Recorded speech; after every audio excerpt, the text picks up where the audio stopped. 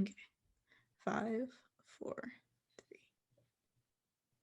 This is KCYP 97.7 FMLP The City. This is DJ Destiny here on RGV Rocks. KCYP 97.7 FMLP The City is a nonprofit organization that promotes local artists, such as myself and as well as the person within the Zoom call that we're interviewing today. We are home of indie music and we are now accepting donations through our website, www.thecity977.com, as well as sponsorships to keep this radio station thriving. For more information on paying donations, sponsorships, or business advertisement, feel free to contact Joe Martinez at 956-789-0702 or by email at martinezjoe@hotmail.com. I will also be leaving donation links in the descriptions below to Cine El Rey and as well as the station, so please donate if you can.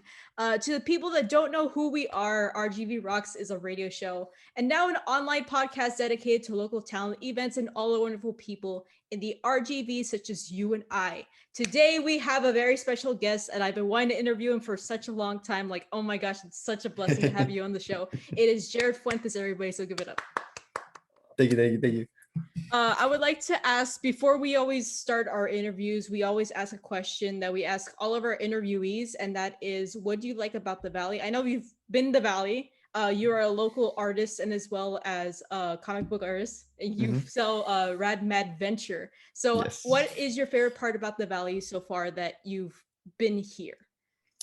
I would say the talent within the Valley, because they're super amazingly nice. And what's amazing is that they love what they do. And when it comes to people who want to be rock stars, people who want to be artists, I also met people that also want to be comic book artists. So seeing that's the type of thing that I absolutely love about the Valley. And it's a pretty tight-knit community. So if you want to contact them, if I were to want to contact them, then we can and collaborate. And that's probably the best thing I would say about the Valley.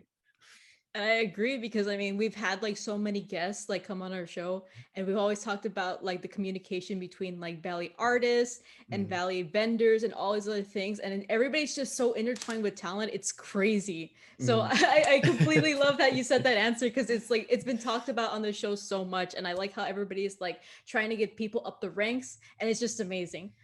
Before I talk about your whole career and everything else, tell me what's going on with Rad Mad Adventure and also what's going on within like the next couple of issues that's going to be published. I know you, recently went to A Fest. How was that? And that was yesterday, right? Yeah, that was yesterday. It was super fun. It was a nice outdoor venue. It was the first event that I actually went to that I'm selling Rad Mad Venture items. Oh, wow. And I've been selling my first issue as well as volume 0, which comes with 3 chapters. And it was super fun. I loved it. Everybody was so nice, meeting new people and meeting creative people as well. And I think that was super fun. That's amazing. So it's your first time ever that you ever sold at a convention. Yeah. Wow, First that's time ever. amazing. First time Because I ever. was like, oh my gosh, he probably like sold at South Texas Comic Con and things like that. Actually, I was about to ever since 2020. So yeah, 2020. Before the pandemic struck, I was supposed to submit stuff for Rad Mad Adventure at the South Texas Comic Con and other cons, but obviously a lot of stuff happened and I couldn't be able to. So this was the only event that was nice and secure, safe, and as well as a good stepping stone from being cooped up in quarantine this entire time. So yeah. The other question I was going to ask about, speaking of quarantine, actually, how has it been like you as an artist throughout the whole quarantine situation? Was it pretty hard for you to overcome, or was it like pretty easy with you like to make the best of quarantine? I would say make the best of quarantine. I'm kind of an optimistic person, so I like to use every single situation to my advantage. So, for example, obviously it was a little bit heartbreaking that I couldn't be able to sell Rad Mad into Comic Cons, but it did give me a lot more time to work on other issues and other drawings for Rad Mad. Mhm. So I absolutely use the as much time as possible, and use I would say I use the quarantine to my advantage Wow. 100%. That's amazing. I can't wait to like what you could do for like the next issues and stuff like that. Cause I've been reading it on Webtoon and I'm Oh like kind yes, of thank yes, you. I'm a fan. So I'm like, oh my gosh, I love Oh, what thank you you do. so much. What's it called? Going into Rad Mad Adventure, I know you've posted throughout the couple of months new characters coming up within the Mhm. series. Would you like to talk about that a little bit more? Or like Oh yeah. yeah, Yes, yes, of course, of course. Right now, throughout the entire time, I've been posting new characters that show up in the future events for Rad Mad Adventure, just to get people interested in the character design, a little bit of the lore behind the character. And as well, I'm also adding in the reasons why I'm adding new characters is because I would like to look for voice actors for those characters, because currently I'm working on animatics, and it's what an animatic is just a video of the comic book, but a little bit of movement, the characters move just a little bit, or the speech bubbles pop, and there's sound effects, music, soundtrack, the voice actors.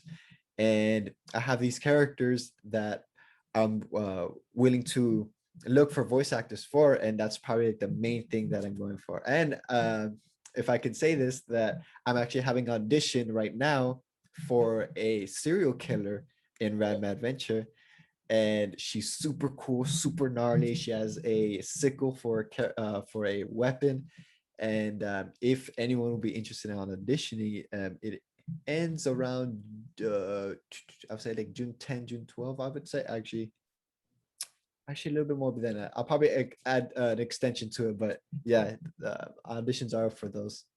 that's cool. I actually do you want to talk about more about the auditions and where people can contact you at? Oh yeah. I usually post auditions probably maybe once a month, maybe twice. Um, and if you ever down to audition, you can shoot me a DM on Instagram, which is Japsy, Japsyi, and let me know if you're interested. I'll have like the audition script ready, and if you submit your audition, just send it to my email, fuentes.jarod, fuentes dot jarod at yahoo.com, and hopefully you'll get it. So All right, that's mainly the process how the auditions go. that's pretty Pretty good. simple.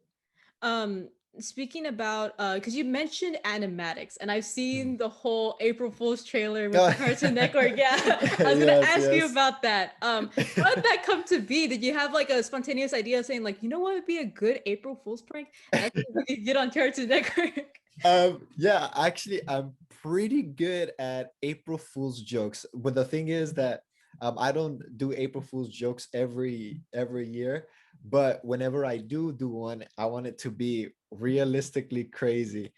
And a lot of people really love the Rad Mad Adventure. They love the character design. They've seen so many products of it, that I was like, oh, I have voice actors, and I have this little animation that I worked on just as like a little test run, and let me just use this as a test run, and make it look like if it was a polished piece of work at Cartoon Network. Yeah. And the reason why I used Cartoon Network was because Cartoon Network does have that vibe of the types of shows it gives out. So Cartoon Network does give out like pretty deep, darkish cartoons compared to Nickelodeon. And I submitted it on Instagram, and a lot of people fell for it. Yeah. There are bombing messages to me and the voice actor about like, oh, congratulations, congratulations. Like, oh, it's just the April Fool's joke. Oh my That was really believable on my end, and I was like, wait a second, isn't it April Fool's? god. Yeah, some people got it. Yeah. It was super fun. Going into Rad Mad Adventure and how you started off within as a comic book artist and things like that. How did you get into drawing specifically? Mhm. Um, it's gonna sound crazy, but I've actually never drawn before Rad Mad Venture. Oh, really? Yeah, I've never drawn before Rad Mad Adventure. I never took art like super seriously. I never actually, studied the fundamentals or anything. I just kind of had an idea and just drew it, And so I always wanted to be a filmmaker, Yeah. filmmaker. And I went to a set. They were shooting a movie in Harlingen. They came from California to Harlingen, and Joe Martinez, he put in a good word. Oh, I have a colleague of mine that will be willing to help out, and I did. And when I was working on it, I was like, this is super fun. The experience was absolutely amazing. Everybody was amazing, but I just felt that it wasn't in my area of, Yeah. it wasn't in my groove. So I was like, everybody has to rely on everybody. And back then I would always try to like get my friends to film with me, like, hey, want to be my actor? Hey, do you want to do lights? Hey, want to do this? But they never had the time. And or they weren't passionate about it. It's hard. It was pretty tough to find, people. So I was like, you know what? I would do storyboards for films. I would do little storyboards for my short films, and they were just basically little comics. And I was like, you know what? I'm just gonna draw some stuff, right? I started drawing. I integrated my love for filming and as well of my love for storytelling. And I was like, I think comic books is my medium to tell my story rather than making films. So when I made my first comic, I absolutely fell in love with the process, and it stuck from there. Dang, that's amazing. And then also, I was gonna ask because all of your characters are like, I would say, they're influenced by anime, like the anime Yes. style and things like that. Yes, yes. So how did Um, the characters that you created, um, what kind of anime influenced those characters? Was it like Hunter x Hunter, all these other series? Like, what inspired you like the most to create Rad Mad Venture? I would say the animes that inspired Rad Mad, at least the most, at the very beginning, at the very, very, very beginning, it was My Hero Academia, because that was the anime that was coming out in a bit. And if you can tell, Rose, the girl with the pink hair and Mhm. the thing, she was actually based off Toga's design. Oh, really? Yeah. So, Wow. and Rose was supposed to be a sort of like a Toga character, kind of crazy, but it started shifting. Um, Another one was Attack on Titan. Attack on Titan is probably one of my favorite animes due to the story and how heavy it is with lore. And I took that approach of having it heavy with lore, not exactly character design that much, but in terms of lore and story heft. Yeah. Actually, Violet, when I was designing her, I designed her out hair, the outline for her hair, but I couldn't figure out what to do for the hair in her face. And I was looking through pictures of Attack on Titan, and I saw how Mikasa has a swoop in the middle of Yeah. her little bang. And I was like, just let me add this to Violet's head, and it actually works. So now Violet has this thing, and it was like because of Mikasa. And as as I was continuing on doing Rad Mad Adventure, usually in my own um the drafts, my old drafts of the script of issue 1 and 2, they were really bad. But as I watched a little bit more anime, I started to get a little bit more influenced by it. And I would say the heaviest animes I got influenced was Hunter x Hunter, and as well as Black Lagoon. And I would say those two would be probably the heaviest, in terms of when I was writing. I was like, wow, this anime is really good. I absolutely love it. So I would say those animes. Konosuba, that one is a really funny one. That one also influenced a lot. But yeah, I'm pretty sure I have like so much in my head, but I just I can't pick them out right now. But I would say those are the main ones, I would say. That's great. It's because what's it called? I'm a huge anime fan myself. Mhm. I've seen so much of your work, and then I've seen like so much of Hunter x Hunter work uh, too, and I was like, you know what? I think he's definitely influenced by that too. I actually, if you actually look at the first issue of Rad Mad, I would say, look, I actually I have a copy right here. Let's see right here. There's a scene where there's two people fighting when Coco is talking about, oh, I need you girls to get the serum. I need you girls to be safe and blah blah blah. There's a scene where there's two guys fighting, and the people who are fighting them, or watching them, are actually a reference to Hunter x Hunter. Oh, really? Yeah, in terms of character. Let me see if I could peep it out. There we go.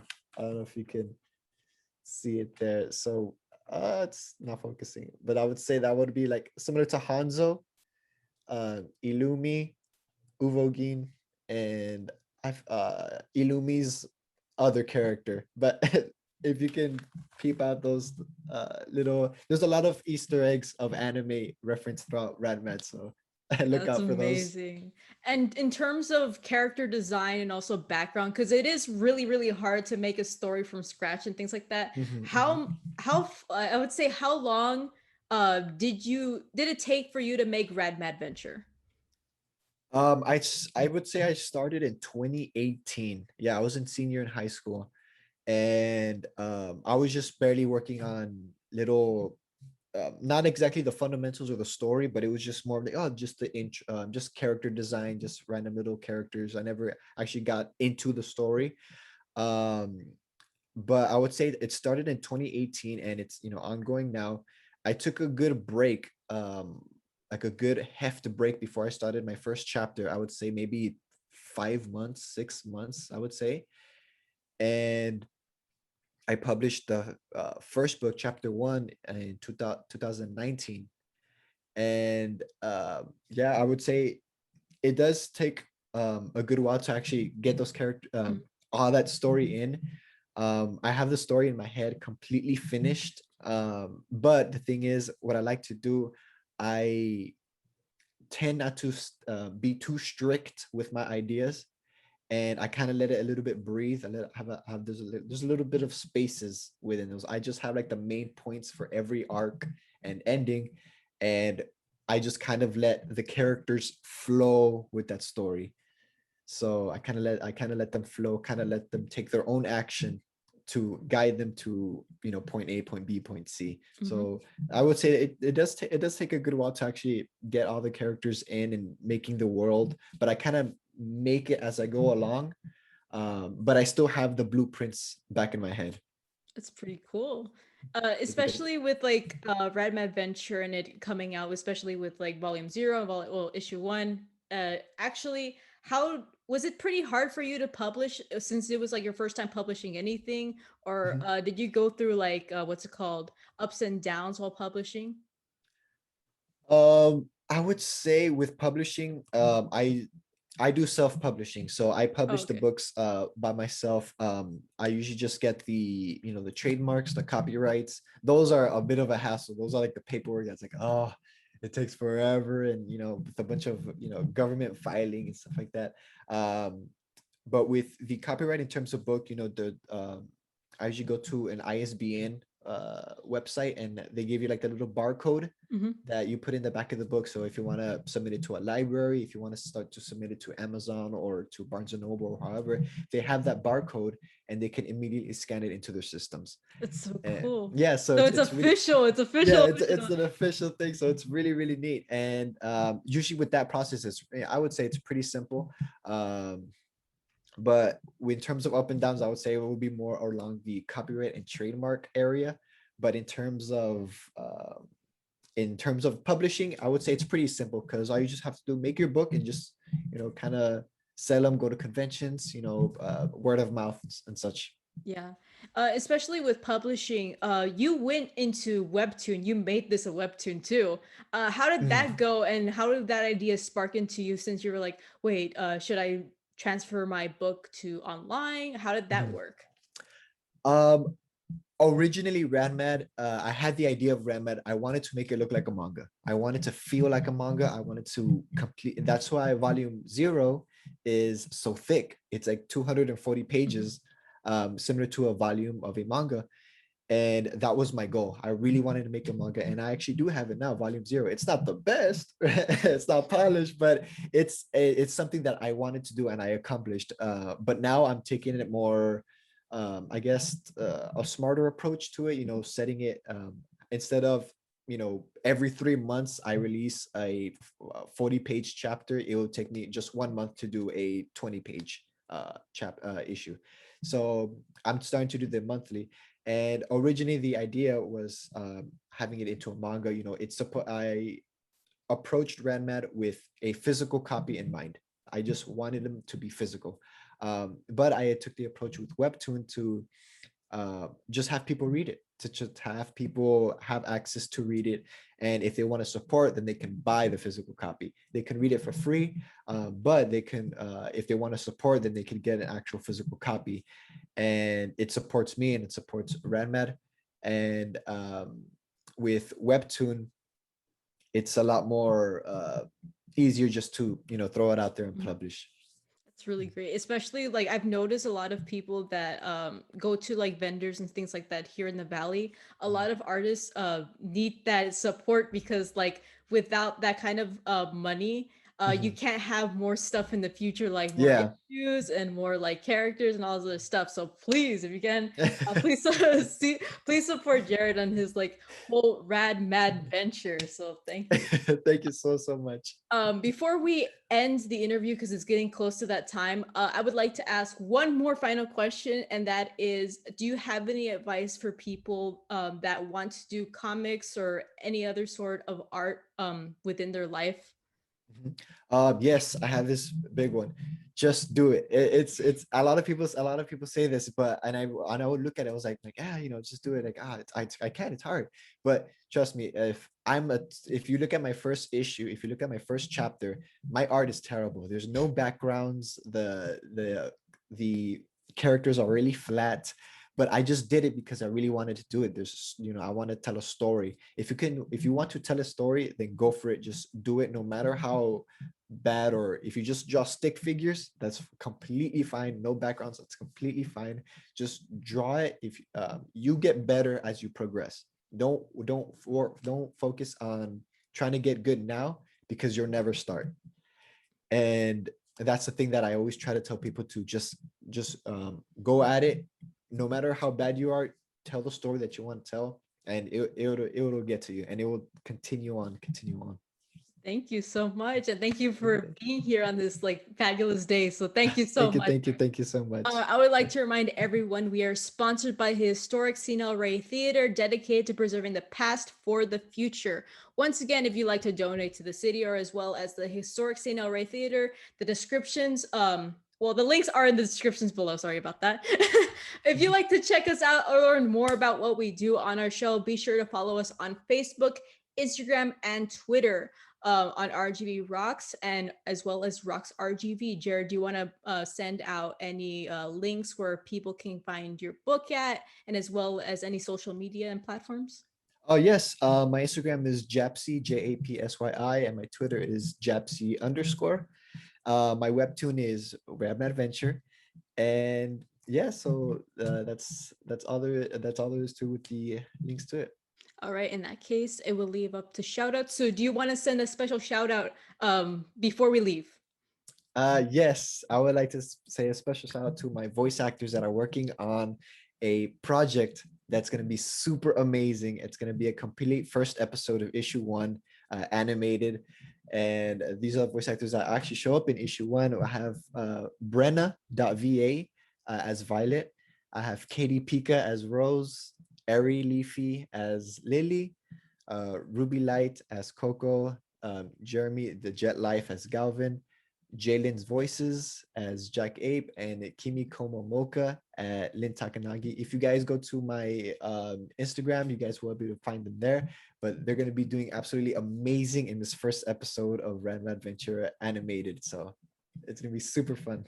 And I can't wait for that. So before, now that we are done with the show, I especially want to remind everyone, thank you for listening to our humble little show. And we'll be here next time on KCYP 97.7 FM LP, The City. See ya! See you.